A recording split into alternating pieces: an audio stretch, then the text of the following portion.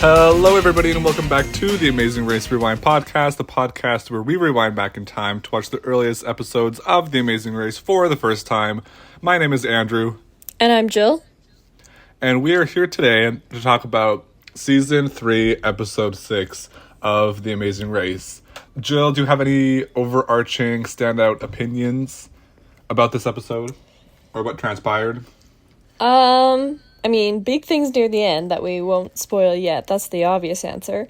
But it felt fairly standard as Amazing Race episodes go. I don't know. I can't say that anything really jumped out at me, but it also wasn't a bad episode. It was just some pretty solid entertainment. Yes, I agree. I think, both tasks we had, the detour and the roadblock, were solid. Better than average, I would say.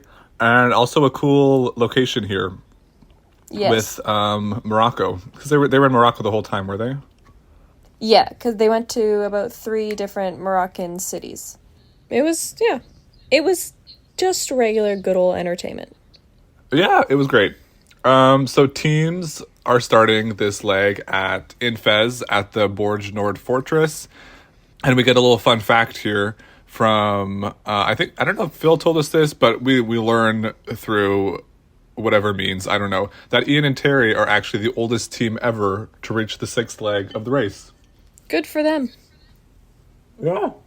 And I just have to say, going into this, I was so sure this had to be a non-elimination round because we're in episode 5, and we're this going is episode down. 6. Oh yeah, sorry, episode 6. We're down to what, like 8 teams now?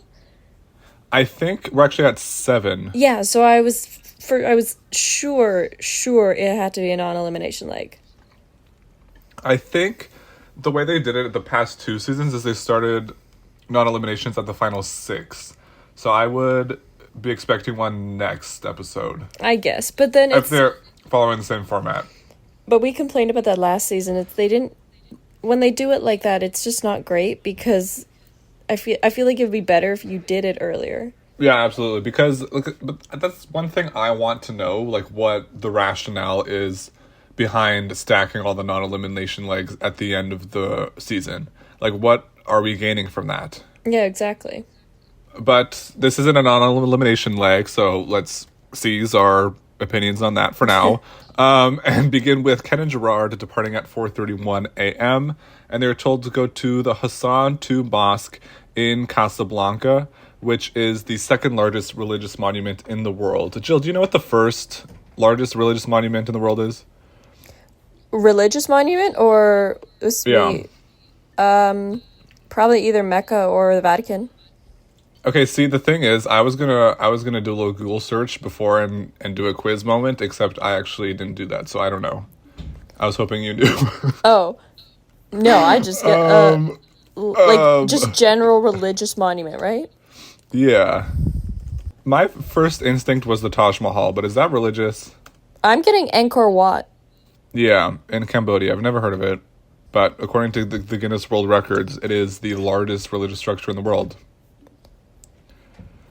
Indeed. So, fun fact for you guys. It measures 162.6 hectares. So, the next team to depart is Andre and Damon at 4:37 a.m. And they're talking about how they want to hang with Ken and Gerard and the twins. And they, like they did last episode, they are going to latch onto this alliance once again. It is interesting how I think it's Ken and Gerard do go on to say later in this leg that kind of the mentality between them and the twins was help each other on the long parts of the race, but when they get to the shorter, like the detours and the roadblocks, then each go their own way. But it is interesting to just still keep an alliance this far in. Yeah, no, I definitely think that this is probably the most functional and long-lasting alliance we've seen so 100%. far. Yeah, because, I mean, you could argue maybe, like, Frank and Margarita and Rob and Brennan, they were kind of aligned throughout the whole thing, but they were very dysfunctional, and I don't think they, like, kept that alliance throughout the entire time, whereas Ken and Gerard and Derek and Drew, the brothers' alliance, they are really sticking together here. They have a name for their alliance. They haven't. Did they ever call themselves that? I feel like that's just what we've said. Yeah, maybe we've started that. But either way, speaks to Well, it. we named them, so I guess that means they have significance. And then, yeah, the next team to depart are Derek and Drew at 4:44 a.m. And they actually gave up their maps to Ken and Gerard, and they're going to follow Ken and Gerard because Gerard is supposedly great at reading maps.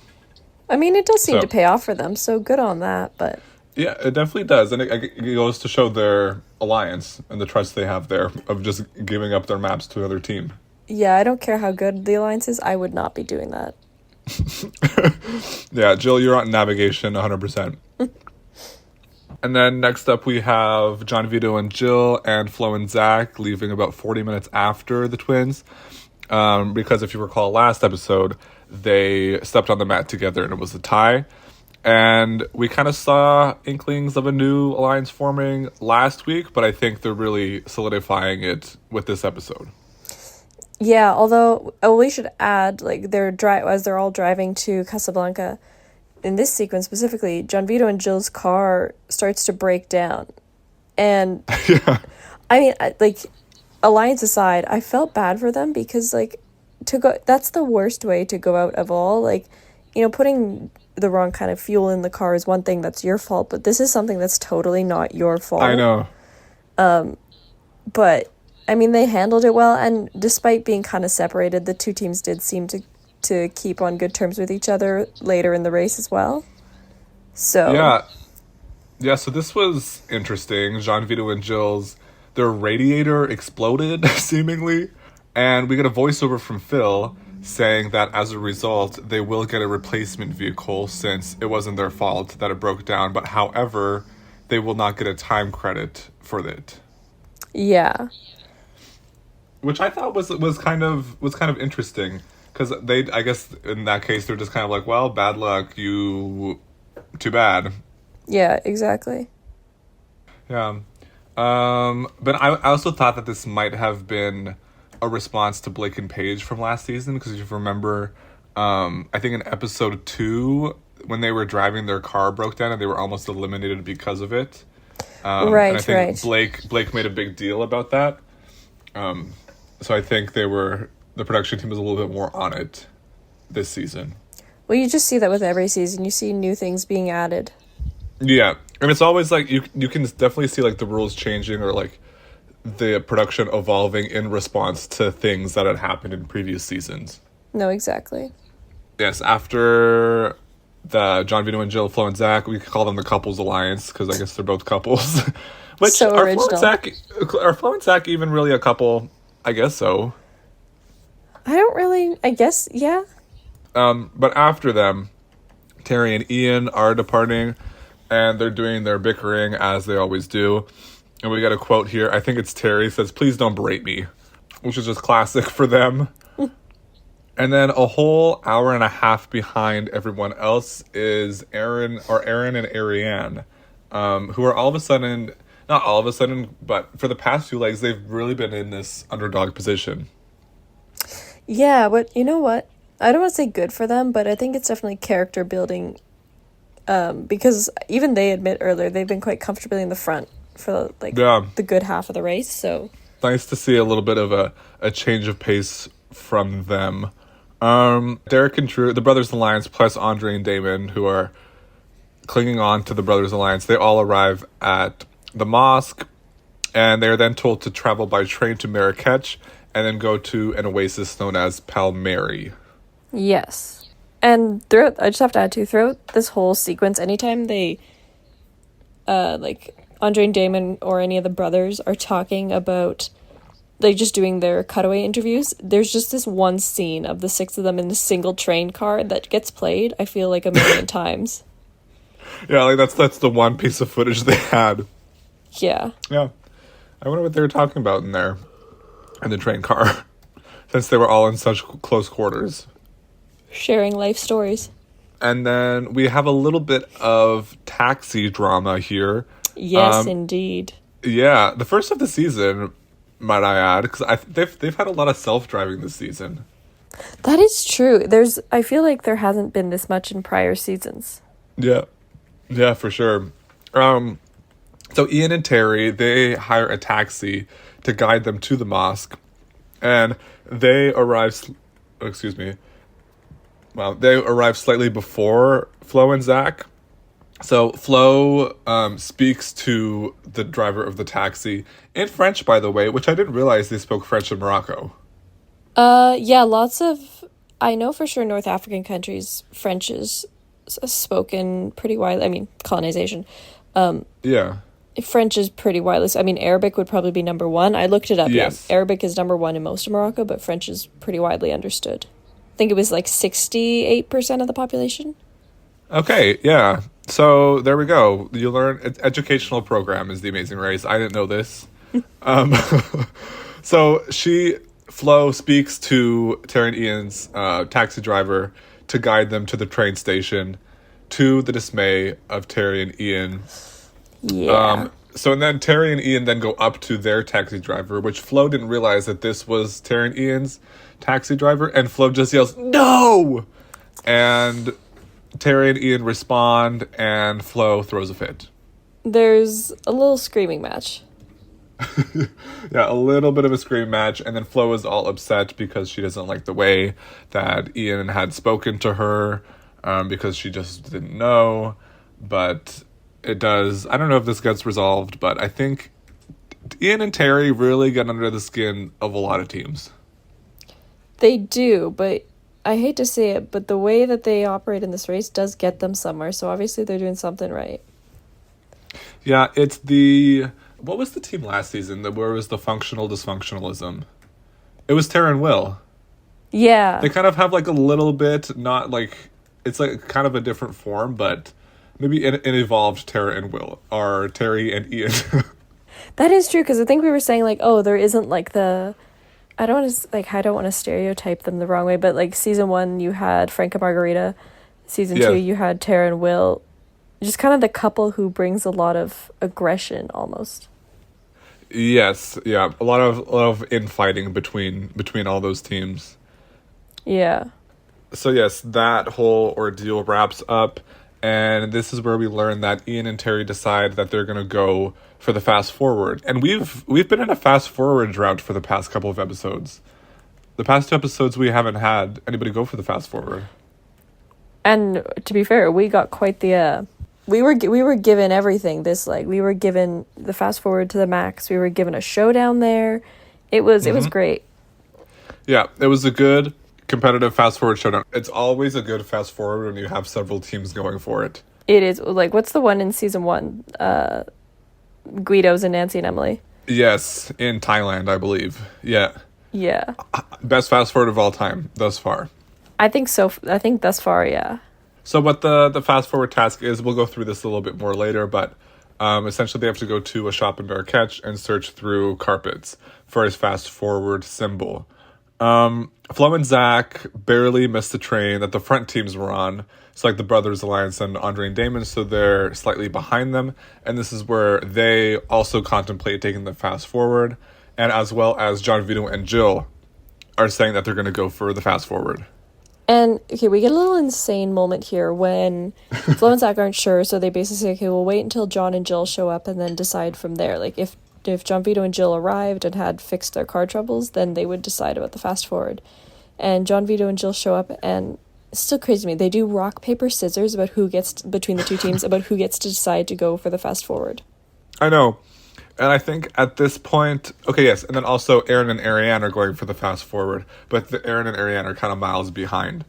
But yeah, that was really baffling to see these teams go for rock, paper, scissors. Because I guess they are kind of... I would never do that. Ever. Yeah.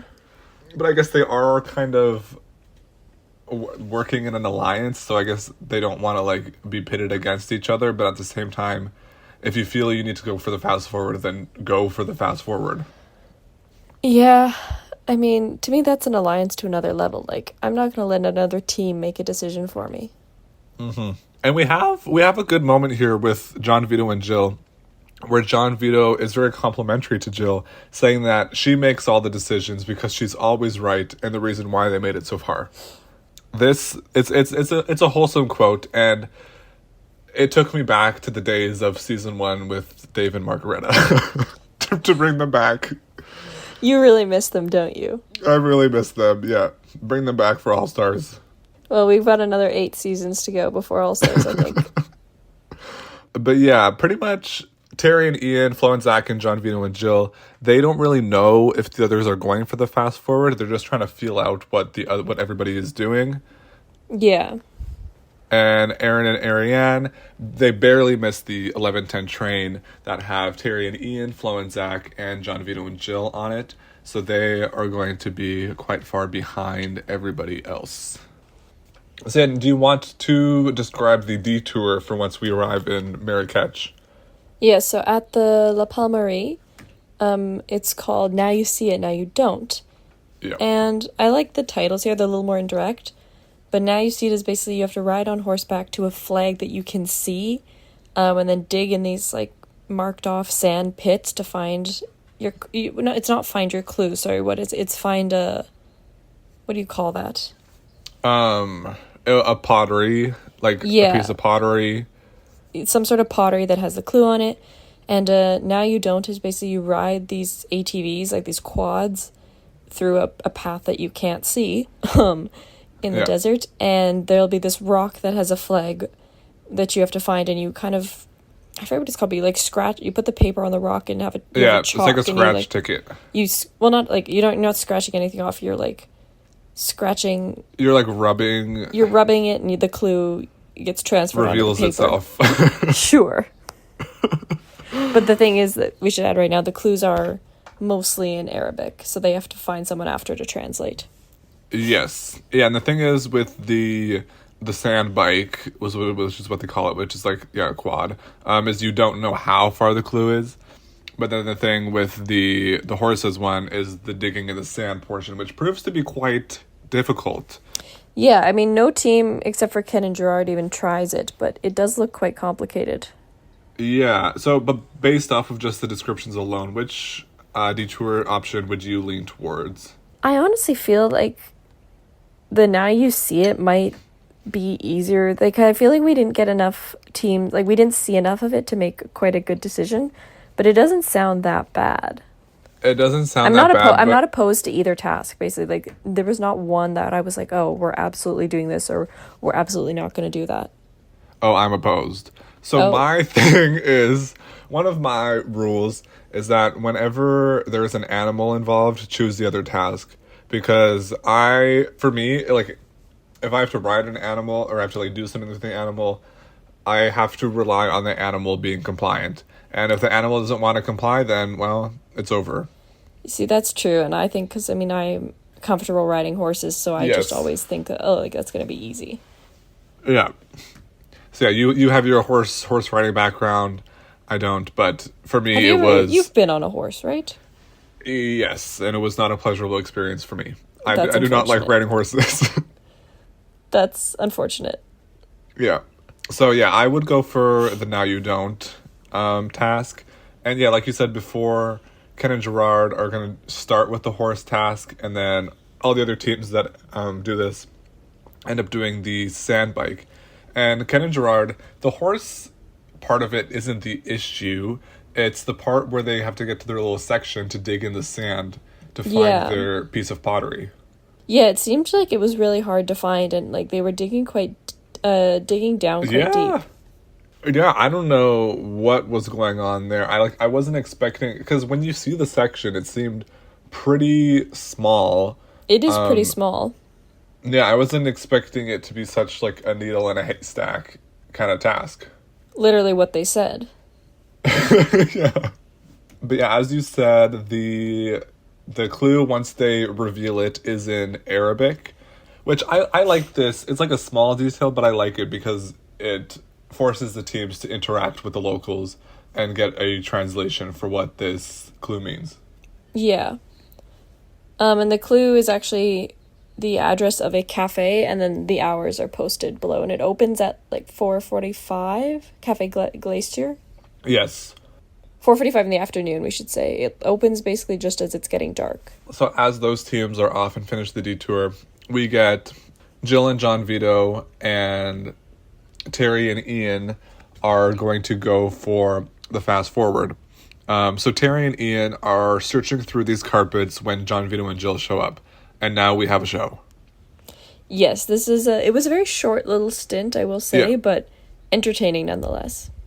Yeah, these teams are throwing carpets. They're frantically not sifting, but throwing them around, I guess, searching I for think this throwing fast is the forward. only word. Yeah. And Terry does end up finding the fast forward, and John Vito and Jill are on their way. Yeah, they don't let it phase them. They just get right back to it. Yes. And we have Flo and Zach, I believe. I just have a quote written down that says, I'm going to try my best to remember what happened, but Flo and Zach arrive at the detour, and they're saying to one team asking them, like, which option's easier, maybe? And then, or maybe it's Ken and Gerard. It's Ken and Gerard, yeah, I know what you're talking about. Yeah, Ken and Gerard's response was, we're not going to tell you. And then Flo's response was, I'm like 4 hours behind you, rat. She just goes, oh, come on, Kenny, I'm like 4 hours behind you. And I just say, like, I love the camaraderie there. I love the usage of the word rat to describe somebody. I think it's quite comical. But yes, Ian and Terry are on their way to the pit stop, which is in Riyadh, Catalina, which is in Marrakech, the town that they're already in. And then we cut back to Flo and Zach doing the detour, which she describes doing the race with him as, quote, one very long, stressful, dirty date. She says this specifically when they're on the quads and they're both just covered in dirt. Yeah, but I guess that kind of confirms that they're dating at this point. I guess. It's like extreme dating if you think about it. Extreme dating, I think the best way to do they need to do a season where people are partnered up with someone they've never met before. I think that they actually did do that once. Okay, because I was gonna say, like, that just sounds like phenomenal TV. Yeah, like in the mid-20s, I think. Okay. So it's a while from now. But yeah, no, that's a couple years for us. Yeah. But it definitely is an interesting concept. Terry and Ian, they arrive at the pit stop in first, and congrats to them, along with Ken and Gerard last leg, win a Kodak Easy Share camera. It's like, where are these, like, they went from cruises and vacations to cameras. Like, what is this? Well, they really, Kodak, I don't know, maybe like emailed them at the specific time in production, and they're like, oh, we gotta get the sponsorship on right now. Like, you would think the prizes would grow as they get further on, You would think. not here's a camera. Yeah. But I do want to point out that we have a new winner at the sixth leg, because the only teams that have won before are Ken and Gerard and the twins. Yes, and honestly, I will say Terry and Ian, with the spirit and drive that they've given, they deserve it. They deserve it. They're competitive, yep. So we go to Cafe Glacier, where Andre, Damon, Ken and Gerard and the twins arrive at 2:35 p.m., but it does not open until 4:45? Yeah, but they do encounter the information for their roadblock here. Yes, and the roadblock. Did you get the prompt for this? 'Cause I didn't get it. I didn't actually, but I mean, I think this is an interesting roadblock because when I'm mulling it over and thinking about who's going to do it, it's fairly easy, like in the sense that anyone can really do it. It's basically they have to help this vendor who sells escargot, like snails, set up his stand, and then they have to sell 5 bowls of it to the locals. Mm-hmm. So it's not taxing or demanding in any way, really. It's just kind of time. No, when they were describing it, they made it, I don't know if they made it seem like this or if I just thought this, but I thought the setting up of the stand was going to be an intricate process for some reason. But yeah, no, like the stand owner is literally there just telling them it's free labor. Yeah. But yeah, I thought this was a great task, like with the local and cultural immersion here, where they just throw these teams in the middle of a market and tell them to sell 5 bowls of escargot. Yeah. Would you ever eat escargot? Have you had escargot? I've never had it. Have you? No. Andrew, who do you think I am? Oh, please. Yes.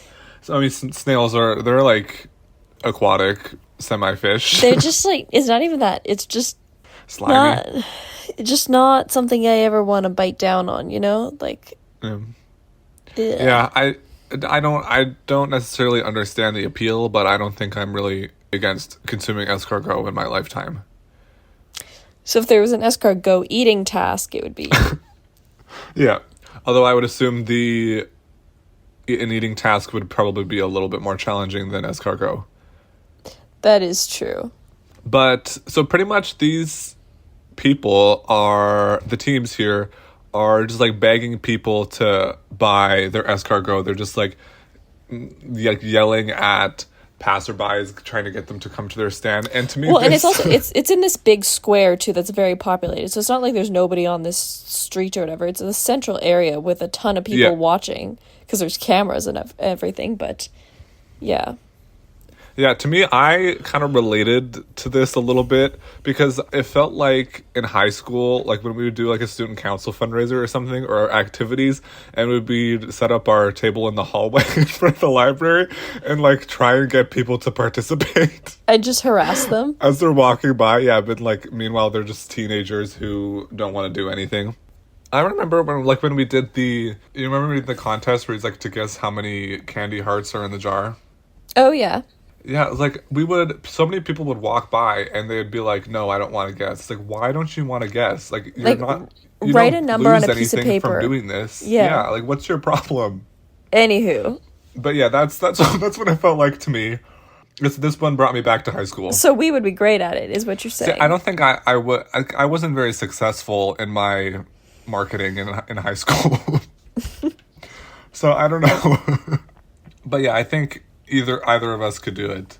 Yeah, there's no real like, oh, it's obviously going to be this person. Yeah, and Damon, or either Andre or Damon, we still don't know which one is which. Do you know which one did it? No. Yeah. But they finish, and do we want to talk about this first, or should we talk about some of the other teams getting the pit stop? I just want to talk about Andre and Damon at the roadblock, where one of them has a quote here saying, "Somebody help me, just one bowl. You don't have to eat it." But the thing is, too, like they're talking about, I guess escargot is quite a popular street food snack in Morocco. So it's not like they're selling a delicacy. They're selling, or I don't know if it's necessarily considered a delicacy, but they're selling something that people consume quite casually. Yes. Yeah. And at this point, we see Aaron and Ariane go to the carpet shop for the fast forward, only to find that it was already taken. Yeah, so they're really struggling for their life here now. Yeah, so Andre and Damon finished the roadblock first, and they're on their way to the pit stop. Gerard finishes the roadblock, and there's this funny scene of him just, like, frantically, like, weaving in and out of traffic while he's running back to Ken. We should add in the teams, the person who didn't do the roadblock is back on that Cafe Glacier. It's kind of a rooftop restaurant. So they're watching from the rooftop while their teammate is down in kind of the square selling. Yes. Okay, so this is the big OMG moment. Yes. Of the episode that had my jaw on the floor. Insane. I was truly shonked by what had happened to Andre and Damon. It was scary, honestly. It was scary. So do you want to set this up, Jill, of what had happened? Yeah, so, standard procedure, they finish the task. They finish first, do they? First or second? Yeah. And they get their clue, which is to go to the Riyadh, whatever, and, tell their taxi driver. He seems to know where it is. Great. He starts, it cuts to a very weird voiceover here where it's the cutaway interview with them, but they're speaking about it quite ominously. Like in the past, they're like, yeah, we started driving quite far out of the city. Like we kept asking him, like, you sure you know where we're going? He's like, yeah, this is it.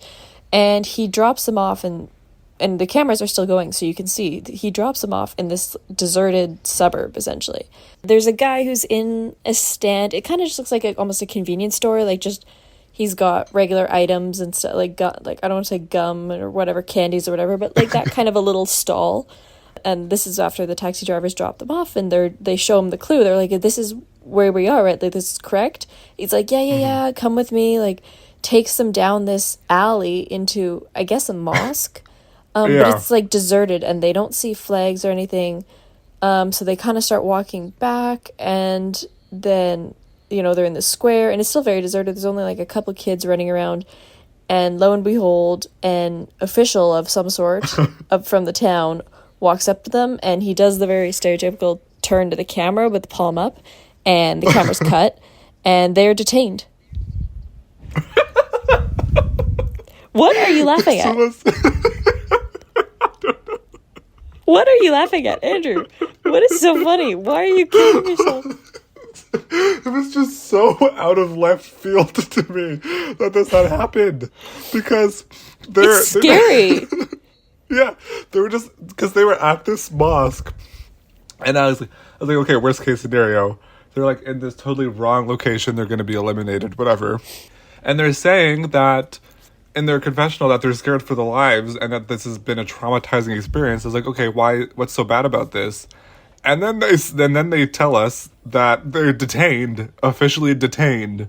I was like, well, what now? Yeah, well, and so it sounds like I don't even know what kind of official or whatever. So he takes them back to some sort of, I don't know, police station or whatever equivalent, them and the camera crew and the audio guy, obviously. And I guess he started asking for their passports, like trying to confiscate their passports. And they were saying no. And lucky enough, this is where, I know we talked about earlier that it seems like there's more connection between each individual team and the producers, because they said that the security team for the show was able to come and get them and barter or like talk with the guy, and he let them go. And they still they still placed fine. They were nowhere near elimination, which is very lucky. But that's a terrifying experience. Yeah, absolutely. Detained in Morocco. So I was wondering, why were they detained? Do you think it was because they didn't have a filming permit for that area? I think my best guess would be it just looks really out of place. Like this is still kind of the inception of reality TV, inception of cameras. So it's like you've got two obvious, foreigners who don't speak the language in and around like your religious sites that's not in a tourist area and it's just that, they obviously don't know what they're doing. So maybe the guy was like, you just thought they were causing trouble or thought they could be trouble, or I mean, I don't know. I kind of feel like we'll get a lot more in the deep dive about this, and maybe even some of the rules or just safety because I feel like this would have definitely incited some safety regulations and stuff or things like that. But my best guess is it just from the locals' point of view looked really sketchy. I would assume, yeah, that does make sense. It's like, what are these Americans doing here with a camera, filming our sacred place? And also, I mean, I know we've talked about this before, but just people react so differently now to cameras than back then. Like, it's so common now to see someone start. Although, I will say, as someone who's this has come up in many of my classes before, people get so, still, even today, 2024, get so weird when they see like an actual camera, like a film camera or a photography camera in public. They'll, be like, what are you doing? Like, you can't film here, you can't record. Yet everyone has cell phones. But it's like the minute you bring an actual camera into some place, people get really weird still. Yeah, that completely makes sense to me. I feel like even if I were to just see like a film camera just like filming things out in public, I would be a little bit more wary about it. You get really weird. You're like, oh, I don't want to be filmed. Yet literally 100 people every day could film you. Yeah. Yeah. The other thing I noticed is I think nowadays too, like obviously the official tells them to stop filming. Nowadays that I feel like doesn't happen. It's you keep recording no matter what, like if you're in an argument with someone or even if you're just randomly in public trying to, I don't know, film something for an Instagram photo or like Instagram reel discreetly. It's like very few people stop their camera when asked. Yes. And here, obviously very different times, but they cut the footage. Or maybe there was more footage and they just didn't play it in the episode. We'll find out in the deep dive. But yeah, very scary. Very scary for them. And they did say they were very scared. Yeah, they were rattled by this. But the way that they stopped the footage was just like so comical, the editing of it. Because it's like you said, the official's like palm to the camera. And then it like cuts to a still of the official. And then it like slow-mo zooms in on it. Very crime documentary. Very crime documentary. But yeah, I didn't know at this time how a team would recover from being arrested. But like you said, they were let free. But the thing is, they were let free in time to still get to the pit stop in a good position. So my question would be, what would the procedure be if, let's say they were detained for a lengthy period of time and the last team had checked in and then they were released? Like, how do you deal with it? Like, do you just bump up a non-elimination leg? Yeah, I guess you could pull a non-elimination leg. out of thin air and just to save them. But I don't I know. would my best thing would be to say like non-elimination and have them start at the same time as the last place team. Yeah, I think that's probably the best way to do it. Or they could do like a time credit thing like they've done in the past and then just eliminate the team that was in sixth. That's true. Yeah, but it would be interesting to see, but we don't get the answer to that question because people are coming in. Flo and Zach are in second. Ken and Gerard are in third. Still a really dominant team. Like, they've been at the top. Derek and Drew in fourth. John Vito and Jill in fifth. And Andre and Damon are in sixth and are shaken by this experience. Rightfully so. That's like, it's Yeah. terrifying. That would be terrifying. Like, you're in a foreign country, you don't speak the language, and you're detained. And they don't really make it seem like Aaron and Ariane really have a chance at all. They don't do like a suspense thing. They just kind of show Aaron doing the roadblock. They himself. did something really weird is they played a montage before Aaron and Ariane even got to the pit stop, which is why I was still thinking, oh, non-elimination, because they were doing this whole montage of like, I'm really glad I did this, like, it's been so good for us, like, I've, this has been my best friend for however many years. And I was thinking like, okay, so they're playing all this now so that when they get to the mat, Phil will be like, this is non-elimination. But that was not the case. Not the case at all. But yeah, they do get a really nice send off. Like, they talk about the relationship at length and how much they mean to each other. But they are officially eliminated. Yep. And you know what? I hate to say it, but this team was a disappointment to me. They were supposed to be my team. They were supposed to provide me a lot of entertainment. They were supposed to give me a laugh. But they didn't really at all. They didn't deliver as much as you hoped they would? No. And we both kind of clocked them to be strong racers. I believe they were one of your winner picks, weren't they? Potentially, I think you said them and Flo and Zach. Yeah, I did, yeah. Yeah, so this was a little bit surprising to see them. This season is really here. throwing a wrench in our plans. Well, yeah, completely unpredictable. But I think something about how much time they were given to talk about their elimination and stuff, I feel like it kind of signifies how the producers thought of them. Because I feel like when the producers kind of prefer a team, they get like a more at-length discussion and more like sympathy for their send-off. Oh, well, that's a given, yeah. Like, it was pretty obvious. Yeah, Michael and Kathy really didn't get much, which I feel like is reflective of how the producers kind of felt of them. Yeah. And like Aaron and Ariane they were like a pretty significant part of the first half of the season, I would say.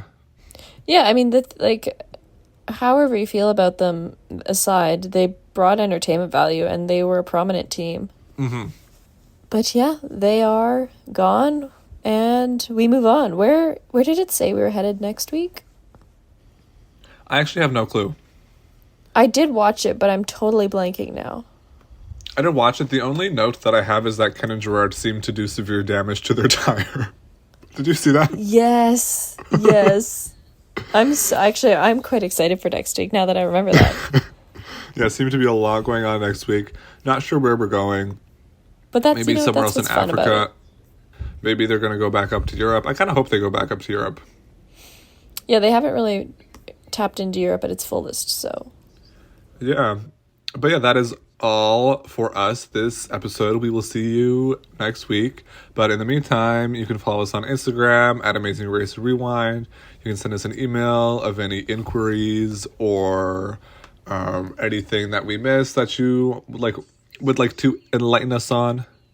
Especially if you have any details on, what happened to Andre and Damon this episode. We'll love Yes. to have some stuff to review in the deep dive, so please let us know.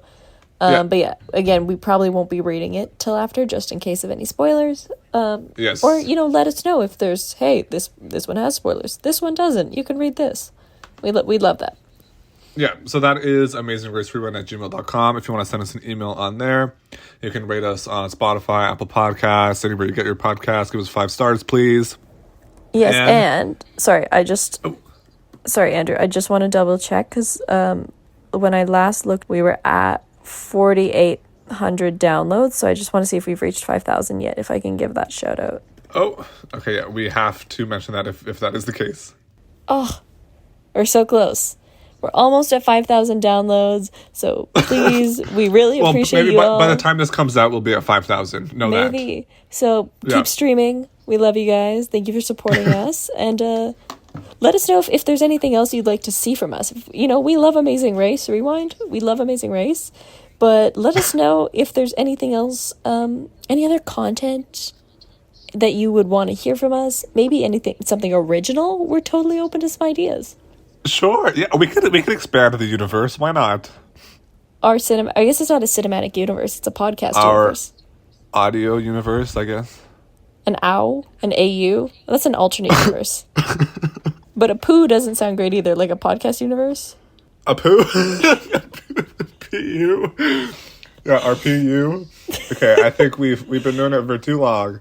We gotta cut this off now. Yeah. Okay, have a good night, everyone. Bye-bye. Good night.